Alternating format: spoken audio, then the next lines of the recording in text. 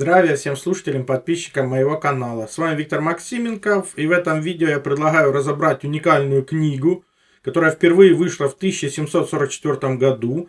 Написал ее немец Иоганн Дриммель, и в ней он доказал, основываясь на древних источниках, о том, что россияне произошли от араратцев, как от первого народа после всемирного потопа, то есть потомки Ноя. Он там доказал, что ризы, русы, россы никто иные, как скифы. Они же скифы-саки, они же саки-курды, они же араратцы. И фактически показал, что колыбелью всех современных цивилизаций был как раз Ближний Восток. Именно на Ближнем Востоке, в междуречии рек Тигра и Ефрата, зародилась первая цивилизация после глобального потопа. И, соответственно, ее жители потом расселялись по всей земле, основывая новые высокоразвитые культуры. Но чем это нам интересно? Потому что Ноев потоп – одна из ключевых точек мировой истории. Если верить той хронологии, которая у нас сегодня имеется, то есть произошел он примерно 5300 лет тому назад. И был всемирным. Нам это нужно, потому что, если перефразировать Толстого, сила зла держится на невежестве народа. И оно знает это, поэтому всегда будет бороться против просвещения. Пора нам это понять, ну и самим заниматься собственным просвещением, потому что произошла цифровая революция, множество источников стало доступно, и, соответственно, их легко найти в интернете просто по названию. Либо посмотреть в ссылке под видео, где есть как раз ссылки на данные источники. Но для того, чтобы начать, давайте вспомним Федора Тютчева, который в 1849 году написал стихотворение «Русская география». Москва и град Петров, и Константиновград, вот царство русского заветные столицы. Ну где пределы мои, где его границы? На север, на восток, на юг и на закат. Грядущим временем судьбы их обличат 7 внутренних морей и 7 великих рек. От Нила до Невы, от Эльбы до Китая, от Волги по Ефрат, от Ганга до Дуная. Вот царство русское, и не придет вовек, как то провидел дух, и Даниил предрек. То есть я, конечно, дико извиняюсь, но это совершенно другая география, не та, которую вас сегодня учат в школе. То есть, а она доказана в том числе и подобными источниками, как этот немец. Вот что он пишет. Как кто читал неопровергаемые священные писания повествования, тот без сомнения поддерживает то мнение, что Ной со своим родом есть праотец всех народов после всемирного потопа размножившихся. И что страну Арарат, в кое ковчег, спасшийся Ноя с его сыновьями, остановился, должно почитать первым их местом пребывания. Ибо Моисей повествует: «И сяди ковчег на горах Араратских». Следовательно, жители всех мест были араратцы. То есть, ну как в обыкновении случается, что коренными наименования народов и земель приходят в забвение, другие же, напротив, делаются употребительными. Что мы можем понять и в этой части, потому что Армения почитают араратом, несмотря на то, что Моисей повествует, что через такое мнение подвергается непреодолимому сомнению. Ибо сей повествующий, что потомки Ноева, оставив страну Арарат, прежде своего обитания, и отходя в Синар или Халдею, шли от востока. Но если положить, что Арарат означает Армения, то должны быть они туда попасть от севера. Следовательно, это не согласуется. То есть, Арарат это не Армения. И он это легко доказал. То есть, вот перед вами карта. Халдея это как раз между реками Тигр и Ефрат, там, где был основан легендарный Вавилон, где был единый язык и единый народ. И туда попали потомки Ноя с востока, красная стрелочка, то есть вот этих вот гор. Если бы они шли с гор Арарата, современной Армении, они бы шли с севера. То есть он легко и просто подтвердил то, что и так написано в этих текстах. Плюс, почему нам это место интересно? Потому что нам, там же эти все источники повествуют, что был единый язык. То есть на всей земле был один язык и одно наречие. Двинувшись с востока, они зашли в землю Синар, равнинную, и поселились там. И сказали они: построим себе город и башню высотой до небес. И сделаем себе имя, нежели рассеемся по лицу земли. То есть те, кто оттуда разошлись, стали рассеянными, то есть россиянами. И посему имя это Вавилон. Там смешал Господь язык всей земли, и оттуда рассеял их Господь по всей земле. Перед вами археологические находки в районе этого Ближнего Востока, где голубоглазые белокожие люди прекрасно являются строителями этой цивилизации. Науке это давно известно. То есть археология это подсказывает. Современный исследователь Вашкевич на это обратил внимание, что так называемые системные языки мозга, их всего два. Это русский и арабский. То есть фактически это один язык, просто разделенный. Опять же, это я много раз показывал в своих видео. Опять же, это доказывает то, что написано в древних источниках. Плюс, почему же мы постоянно вспоминаем этого Ноя? Ну так он до сих пор у вас на иконах. Вот посмотрите на икону слева. Не забывайте, что арабам оставили читать справа налево. Что бы вы прочитали? Ной. А если будем читать слева направо, да еще славянскую буквицу вспомним, что здесь написано? Отец, он наш. Кто отец славяно-арийских народов? Внутреннее солнце земли. Дачбог Тарх Перунович. Кстати, его сестра Тара. Если прочитать и сократить это название, вот и получится вам Арарат. Вот и все. То есть Тарх и его сестра Тара. То есть это поверхность земли. Вот и весь секрет. Почему он Иисус? Потому что те же хеты, которые те же славяне на территории современной Турции жили, они называли просто Эстанус. То есть главный бог Эстанус. То есть это солнце. В искаженном информировании Истанус он звучал. То есть Иисус. Вот и все названия. То есть почему это солнце всегда и было во всех как бы культурах, потом оно из-за сокращений, непонимания вот превратилось в то, что вы знаете сегодня. Опять же, тот же Тархун у хетов, хетский бог грозы, является главным богом грозы, отвечающим за погодные явления, гром, молнию, дождь, облака, то есть за урожай фактически. Он управляет небом и горами. Соответственно, он стоит во главе хетского пантеона, и он же назначал тех, кто будут править от его имени, то есть правящие династии. Отсюда тот же самый Рарок, например, Рюрики. Для того, чтобы доказать, что и до потопа там жили славяно-арийские народы, достаточно посмотреть археологию. Перед вами самарская культура, или Самара ее называют, то есть это примерно 7,5-8 тысяч лет до нашей эры. Опять же, реки Тигр и Ефрат, что мы видим? Мы видим эту знаменитую букву Г, которая повторена 4 раза. Мы же ее видели и в Аркаиме, мы же ее прекрасно видели и у греков, мы же ее прекрасно видели на Мезенском браслете, которому 20 тысяч лет. А фактически это есть как раз символ нашей галактики, Млечный Путь, у которой есть 4 рукава. Но и ковчег остановился в Курдистане. Через то же самое время доказано будет, что курды были первый народ после потопа. Евтихий Александрийский из приведенных выше летописей главнейший, важнейший дает нам известие. Вон их написано как следующими словами. Ковчег Ноя восстановился на хребтах Араратских, на гор Алиут, в Музалии, во стране Диаравии называем, в местечку Корду, ныне Финамин, и остров Финамарь именуемое. То есть, на что здесь стоит обратить внимание, что местечко, так называемое Корду, это, скорее всего, искажение от горду, то есть города. То есть, он остановился возле какого-то города, или сам этот город в горах выжил после этого наводнения. Вот и весь секрет. Диаравия, то есть, очень похоже тоже на Даарию, то есть, прародину всех славяно-арийских народов, или Северный полюс. Плюс здесь же обращается, что вот эти ассирийские цари, Агас это бог, живущий на земле, и они же, опять же, называются князьями, и они же показывают, где они там жили, возле этого Корду, Фениамина называемое, то есть, скорее всего, те же курды, опять же, искажение от горду, города, то есть, жители городов, по-русски говоря.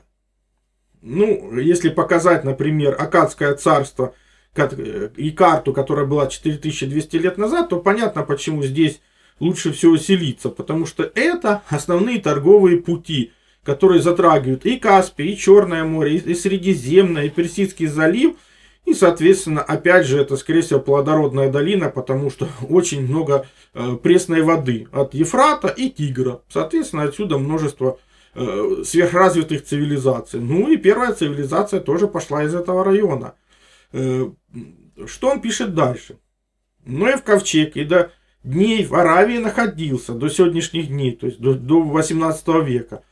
И как весьма естественно, Тигр можно причислить как к Месопотамии, Аравии, так и к Ассирии. Курды суть наихрабрейший народ в Ассирии. С того самого времени, с кое разъяснения были народы, и имя их пребывало славно и во всех монархиях известно. Они сами хвалятся тем, что никто победить их не мог, принудить предков оставить отечество. Но некоторые наименования, а именно то, что они назывались адеабаденцами, все само по себе невероятно происшествие делает несущественным. Сверх всего и древний скифский язык еще употребляем. И Дапер уведомляет, что они еще и до сего дня говорят он им. Я думаю, что название Курд придано всему народу, потому что он со смешением языков особливую составил толпу, и мало-помалу из Вавилона подался к северу. Сами они думают, что составляет селение халдейское. Ну, как бы тут все четко, ясно и понятно. Да, первая часть книги, она немножко скучновата, но во второй части он просто начинает сжечь напалмом.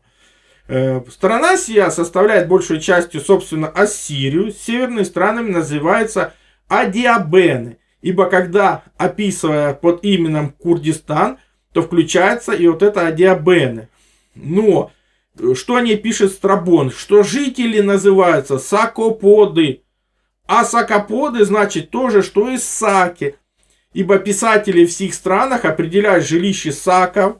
Портий же Катон объясняет, что сакская Скифия есть то место, откуда человеческий род по потопу воспринял свое начало. И когда сие произошло в Курдистане, то курды, без сомнения, суть первый саки. Салин в книге своей пишет, что персы названы были корсаками, и сие название сложено из слов корс и сак, и означает кардийские саки. Может быть, сие праотцы казаков. В Скифии находится род лисиц, называемые корсаками. Но саки от других народов называются скифами, и были они наиглавнейшими. Ну, то же самое о саках написал в 1871 году и Григорьев, который, изучая саков и их распространение от Китая, Индии, Ирана, Средней Азии до Кавказа и Крыма, неожиданно для себя установил в этой книге, что были они славяно-ариями. О чем я и показал в этой книге. Опять же, ищите в интернете, на моем канале, либо просто название о скифском народе, саках. Книга 1871 года. То есть, персы были первые, которые ввели в обыкновение называть всех саков скифами и всех скифов саками. Вот сколь велико имеются скифы право называть себя древнейшим народом. Ибо кто мог быть в Курдистане прежде Ноя? Ну, соответственно, вот эти вот скифы. Когда мы разъяснили о причинах происхождения имени скифов, то ясно усмотреть можно, что они всему первейших из народа весьма приличествуют. А скиф означает ловца. Ну, то есть, ловец, тот, кто охотится на животных, то есть, тот, кто как раз имеет хорошую подготовку, в том числе и воинскую, потому что умеет стрелять из лука хорошо. Опять же, когда я показывал древние источники, которые описывают, что скифы доказали египтянам, что они древнейший народ, и делали мы это на примере хетов, которые известны вам в том числе как геты, то, конечно, мало кто в это мог поверить. Но все больше и больше мы находим одних и тех же подтверждений, что скифы древнейший народ. Это не был никакой народ, который там появился в 7 веке до нашей эры и в 4 веке опять же куда-то исчез.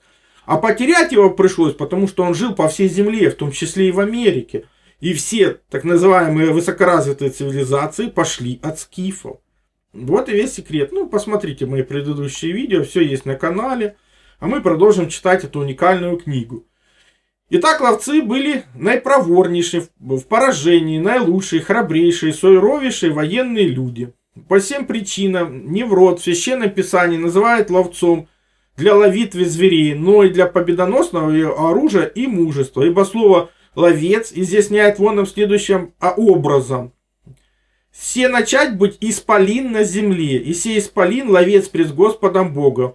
Сего ради рекут, яко Неврот исполин ловец пред Господом». И здесь начало царства его Вавилон. Здесь через слово «ловец» не другое разумеется, что как воина, следовательно, ловец и воин суть одно и то же, означающие слова Слово «ловец» в греческом Библии переведено через «гигант» и «исполин». Другие же народы называют сие через слово «скиф». Следовательно, «ловец», «курд», «гигант» и «скиф» суть тоже значащие слова. По лику в Священном Писании слово «ловец» означает имя народное, то название ловца должно почитать названием народа. Если все мы рассмотрим с прилежанием, то увидим, что в начале курды были собственно называемые скифы, то есть народ при первом разъяснении языков, отошедший в ассирийские земли. По елику скифы многим поселян отправлялись в северные места, то все северные народы названы были скифами. И так надлежит прочтение истории различать между отечеством саков и сделанным потом от них завоеваниями. К названиям скифам принадлежат и имена Гог и Магог. Пророки Иезекииль упоминают о всем народе следующим образом. «Сыне человеческий, обрати твое лицо на Гога, который в земле Магог есть верховный князь Мосах и Фовель, и о пророцы Нань, и обращу на тебя персяне, и муряне, и лидяне, ливяне, все сии щиты и шлемы имущие, Гомер и все окрестности его, дом Фармагом». То есть, если вспомнить, кто же такой Мосх, а Мосх когда-то считался как раз прародителем Москвы. Хотя, если посмотреть на перевод, то славянское слово «мосах», откуда «моски», это значит натягивающий лук, то есть стрелок из лука. А перед вами внизу как раз выписка из секретного архива КГБ, где Скифия тоже называется античное название Москвы. А император Иван Грозный в летописях упоминается под именем Карла V. То есть тут прямая как раз связь и Москвы, и тех, кто как раз заселил эти территории после потоповых катастроф. По версии данного автора и по другим источникам мы видим это то же самое. А чем скифы знамениты? Своим сверхтехнологичным луком, который дальше стрелял, лучше стрелял, из него мог стрелять и слабый человек, то есть и женщины, и подростки, и старики. И убойная сила от этого, честно говоря, не сильно уменьшалась. Мнение о Гог, обладающем Магогом, между собой не совсем-то согласны, но я надеюсь, что со всяким доказательством вероятнее, что под сим именем надлежит, разумеется, скифов. Ибо Магог, Мосах, Фовель, Гомер, Фармагань были скифы, и как первые северные народы. И в то время, к коему сие прочтение относится, большая часть северных народов называлась скифами. То есть то, что мы знаем прекрасно и сегодня. Посмею напомнить, что товарищ Магог один из сынов Иофета. А Иофет, скорее всего, это означает по-русски «я свет».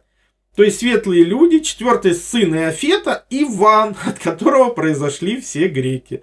Это я уже показывал в предыдущих видео, посмотрите. Он опять же фигурирует в мифах про Тартар, про войны богов, про потопы. Опять же, все средневековые авторы в средние века и ранее считали, что все европейские народы произошли от Иофета. Опять же, те же самые подтверждения мы находим и здесь. Мы докажем, что праотцы россиян основали первую всеобщую монархию в свете. Я хочу изъяснить предварительно, что Ходоломогор, царь эллимский или персидский, названы были царем скифским. Следовательно, Гог, Магог и Геук – суть наименования скифов. Праотцы немцев то скифами, то гетами, то кельтами, то алиманами, франками, германцами назывались. А языки чуть разные, потому что в Вавилоне их смешали. Вот весь секрет. Я вам показывал уже опять же эти славянские наименования всего Южного Балтийского моря и Германии, их сотни. Почему немец прекрасно понимает, о чем он говорит? Потому что те же немцы, славяне, русы, это просто родственные народы. Геты, готы. Кого греки и римляне называют скифами и гигантами, тех немецкие народы выражают через слово «ризен» – «великан». Слово сие в своем знаменовании имело тот же жребий, как и наименование «скиф» и «гигант» подтвержденные были. Сверх всего слово «рис» означает имя народа, составляющего особливое колено, ибо рисы были частью скифов, как мы немедленно докажем. Наконец, имя Рисова было общее всем храбрым народам, сделавшим славные по величине и крепости телесной. В Священном Писании упоминается о некоторых народах, именовавших чрезмерный рост, какие-то нефилимы, ефимы, накимы, но которые по-немецки в переводе ризами названы. Рисы – суть россияне, название Русь есть латинское, а собственно их рейсы. Россияне, греки их росы назывались. Ну, это для тех, кто будет говорить, что росы, русы – это разные какие-то народы. Это одни народы, просто названные другими народами так. Русов, почитаемых татарами, которое неприязное и печальное нападение на Шлезвию случилось в 13 столетии. Поляки были ближайшие соседи, а потом за рисами жили татары. Но положим, что сие было татарское нашествие, однако, по крайней мере, татары не могли прийти без рисов. Сии росы, рисы или рейсы от писателей всех времен, почитаемые, были народом скифским. Для татары это тоже те же самые скифы, что я показывал и в других видео. Те же самые родственные народы, это те же самые саки, которые жили на территории ближнем Индии и Китая. Итак, мы открыли наименование рисов и доказали, что рисы, росы, рейсы и русские суть названия тождествующие и знаменующий народ скифский. Само слово рис без сомнения скифское, и через оное переведено название скифа, и следовательно рейсы, россияне наименования свои получили, как и скифы, от их храбрости и величия воинских действий. Рис есть немецкое название, тому отвечаю, что оно может быть равным образом и скифское, ибо и немцы, и скифы многие бытия общие имеют. Мы знаем, что немцы и скифы были братья, Курт, Сак, Скиф, Гог, Гигант, Рейс, Рис, Русь знаменуется тоже и суть единого народа. И посему, когда россияне несут рисы, гиганты, гиганты скифы. А скифы, они же скифы саки, саки курды, они же араратцы. То, следовательно, происхождение россиян от первого народа по потоп доказано ясно. Вот такая простая легкая книга на 48 страниц. Почему вы этого не знаете и даже не слышали об этом? Все очень просто, об этом еще Столыпин сказал. Народ, не имеющий национального самосознания, есть навоз, на котором произрастают другие народы. Вот и весь секрет. Ну, помните, повторение мать учения. Новая информация никогда сразу не усваивается. Скачайте это видео, перейдите по ссылкам, поищите в интернете эту книгу и сами почитайте, что же там написано. Ну, я все ссылки оставляю в описании под видео. Кнопочку еще нажимайте или интернет вам в помощь. Ну и помните, в конечных заставках есть всегда продолжение этой темы. Эти древние источники, которые стали доступны нам и сегодня, и раскрывают эту тему еще более. И просьба не превращаться в четвертую обезьяну нашего времени. Все-таки нажать лайк, написать свой комментарий, поделиться этим видео в социальных сетях. Это поможет распространению здравомыслия. Также переходите на мой сайт, ссылка есть в первом закрепленном комментарии под каждым видео. Там размещены мои статьи, в том числе и запрещенные на других платформах. Плюс там же существует и магазин. Магазин существует для тех, кто хочет и может поддержать мою деятельность, для того, чтобы я ее и продолжал. Я же смогу вам содействовать в том, чтобы вы узнали свое предназначение по дате рождения, либо освоили силу живой воды, проводили измерения, которые помогут понимать, что вы едите, что пьете. Плюс получили лучшие натуральные витамины, именно Иван-чай. Плюс, опять же, сила живой воды – это водород и озон. Именно эти две структуры воды помогают нам сохранить здоровье и вылечиться от любых болезней, потому что они универсальны, подходят как одному человеку, как и всем членам семьи. И один раз купленные не требуют других расходников. Плюс, например, детектор электромагнитного излучения. Мы все живем в городах, а там огромное количество электромагнитных полей. И имея эти простые измерительные приборы, вы сможете не попадать под их влияние, а значит будете меньше болеть и дольше просто проживете без лекарств.